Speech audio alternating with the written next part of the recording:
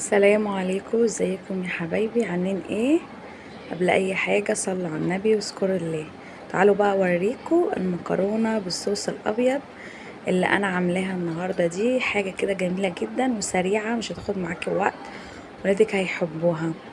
انا كنت جايبه كده حوالي نص كيلو بانيه، وكنت فرموه في الكبه، وكنت جايبه مكرونه تحمير صغنونه، وجايبه لتر لبن، وبصل حوالي نص كيلو بصل برضو كنت فرماه في الكبه، والتوابل بتاعتنا. وطبعا كنت الخضار برضو اللي انا هحطه على الفراخ بتاعتنا. انا كنت جايبه الحله كده زي ما انتم شايفين، كنت حاطه فيها ميه واستنيت لما غلت، وبعد كده حطيت فيها المكرونه، وكنت حاطه فيها شويه ملح وزيت.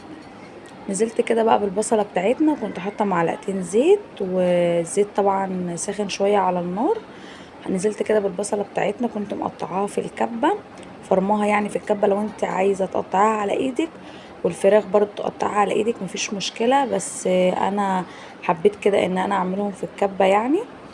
فرمت البصله بتاعتي كده في الكبه واشوحها شويه كده في الزيت، لغايه اما تدبل بس معايا سنه، مش عايزاها تاخد لون، انا عايزاها بس تدبل معايا شويه.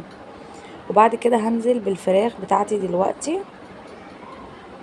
برضو الفراخ انا كنت فرماها في الكبة، هو يعني كان حوالي صدر فرخة كده، وانا يعني شفيته وحطيته كده في الكبة، فرمته يعني، وحطيته كده مع البصلة، وهشوح كده الاتنين مع بعض. بجد الاكلة دي جميلة جدا وسريعة، مش هتاخد معاك اي وقت، ومتتحطش في الفرن ولا اي حاجة.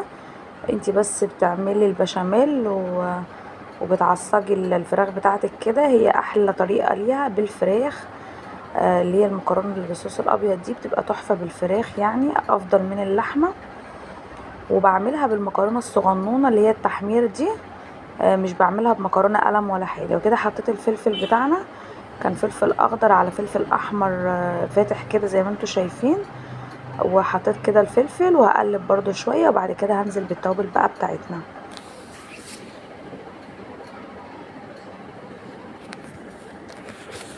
والله بجد لو جربتيها ولادك هيحبوها، وجميلة جدا، مش هتاخد معاكي وقت خالص، بتتعمل بالظبط يعني في نص ساعة، مش هتاخد معاكي وقت خالص. ونزلت كده بالتوابل بتاعتنا، وحطيت كمون فلفل اسود، وهحط شوية ملح، وهقلب كل ده كده مع بعضه لغاية اما احس ان الفراخ بتاعتنا استوت. حطيت كده ورقتين لوري، وهقلب كده كله مع بعضه.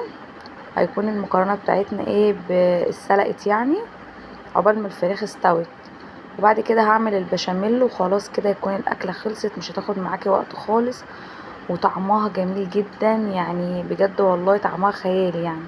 لو انت بقى عندك اي جبن وعايزه تحطيها، ممكن تحطيها في البشاميل، موتزاريلا شيدر اي جبنه، ممكن تحطيها في البشاميل وانت بتعمليها.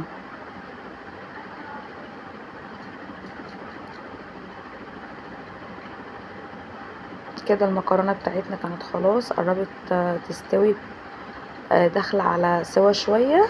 هسيبها كده تتسلق براحتها، وبعد كده هصفيها بقى في المصفى. عايزاكي بقى وانتي بتتفرجي عليا كده تصلي بينا على النبي وتذكري الله، وتقولي لي كومنت حلو كده، وما تنسيش اللايك الجميل والاشتراك في القناه. قناتي اسمها ام العيال في البيت بيتي. طبعا دي الفراخ بتاعتنا بعد ما استوت خالص، وخدت التشويح هي كده، والبصله والمكرونه برضو هنا اتسلقت زي ما انتوا شايفين كده، طبعا حجمها اتضاعف.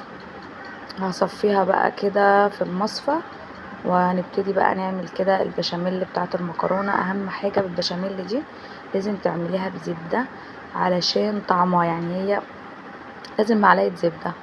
وحطيت كده معلقتين زبده، وكنت حاطه شويه زيت صغيرين، ونزلت كده طبعا بالدقيق بتاعنا ده كنت نخلاه. نزلت كده بالدقيق، انا عايزه الدقيق يبقى عايم في السمنه كده زي ما انتوا شايفين، ما يبقاش عامل اي تكتلات خالص، انا عايزاه عايم في السمنه كده خالص. هقلب بقى كده لغايه اما الدقيق يتشوح معانا شويه. بصوا عامل ازاي زي الكريمه، انا عايزه القوام ده، عايزه اديه مع السمنه عامل زي الكريمه كده، وهفضل اقلب فيه لغايه ما يديني اللون الذهبي الجميل ده، يكون الدقيق كده خالص استوى. وبعد كده هنزل بقى باللبن بتاعنا. بصوا شكلها جميل جدا. وهنزل كده بقى باللبن.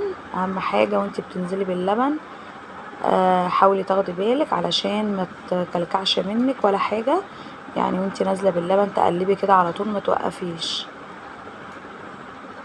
بصوا هي عملت فوران معايا ازاي. نزلت كده باللبن بتاعنا، هقلب بقى كده بسرعه.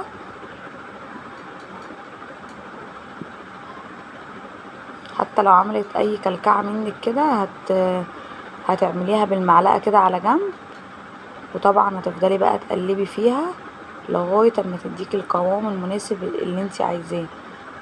لو عايزاها تقيله قوي، بس انا افضل ما تكونش تقيله قوي علشان طبعا احنا مش هنحطها في الفرن. فطبعا انا عايزه الصوص بتاعنا يبقى خفيف حلو كده مش تقيل، عشان هنقلبه كده مع المكرونه وهنحط عليه الفراخ. طبعا انا نزلت كده بالتوابل بتاعتنا اللي هي عباره عن فلفل اسود وكمون، واهم حاجه ورقتين ماجي وشويه ملح. وهحط كل التوابل بتاعتنا دي. لو في اي تكتلات معاكي هتهرسيها كده بالمعلقه في قلب الحله. هقلبها كده شويه لغايه اما تديني القوام اللي انا محتاجاه. كده يا حبايبي بعد ما تخنت كده شويه، انا عايزه القوام ده، مش عايزاها اتخن من كده. هنجيب بقى نقدم بقى المكرونه بتاعتنا. جبت طبق كده زي ما انتوا شايفين، المكرونه بتاعتنا ما شاء الله مفلفله مش معجنه ولا حاجه عشان شويه الزيت اللي انا حطيتهم. هتحطي بقى المكرونه بتاعتك كده في الطبق، وهتحطي بقى عليها الصوص الابيض. ولو عندك بقى جبنه كنت حطيتيها ممكن في الصوص ده. حطيت كده الصوص بتاعنا اهو على المكرونه. انا قلت لكم ان انا مش عايزاه تقيل، انا عايزاه خفيف كده بالقوام اللي انتوا شايفينه ده عشان يتشرب المكرونه. وهحط بقى الفراخ بتاعتي كده على وشه بالهنا والشفا. مش عايزه اقول لكم والله تحفه وجميله جدا، جربوها هتعجبكم ومش هتاخد معاكي اي وقت خالص. وبالهنا والشفا على قلبكم، والسلام عليكم ورحمه الله وبركاته.